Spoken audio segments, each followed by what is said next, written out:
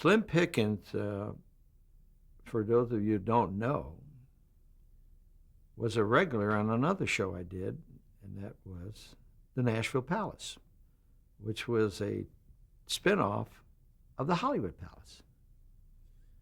That was an upscale, very classy country show. A different host each week.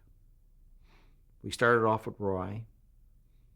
We had people like Joan Namath and Barbara Mandrell and some of the other folks that were non-country, but we were able to mix them with country people.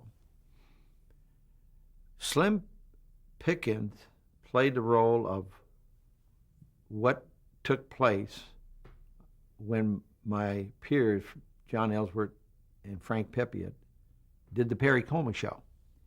If you remember, and if you were a follower of the Perry Como series, he always had an announcer that was never present on stage. It was always done not in disguise, but voiceover from out of nowhere.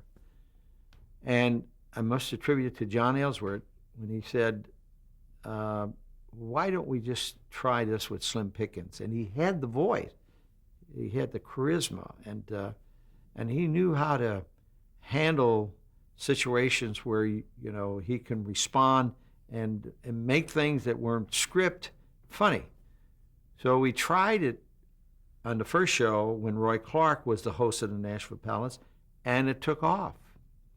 And Slim, as you know, did a whole bunch of movies. He had that reputation. He had that awareness. And then one day he came to me when we were doing the Nashville Palace, and he said, Sam, he said, you got me doing this, but I think the time has come I get some visibility. And we did. So we, again, removed him from that role. He opened the show. He kibitz with the host, and then he would leave the stage. He'd go up to no man's land, and occasionally he would drop in a joke or two away from the stage. And then he liked what we did. He liked how we did it. And one day he said to me, "We'd be all right if I became a regular in Hee Haw." And from a scale of where we started of 19 performers, we ended up when we went off the air with 52 regulars. I gave Slim the chance to become a regular member of the show, and he did a good job. But then one day, while we were doing Hee Haw, he was complaining of severe headaches. And we thought, well, maybe he was straining his eyes and reading cue cards.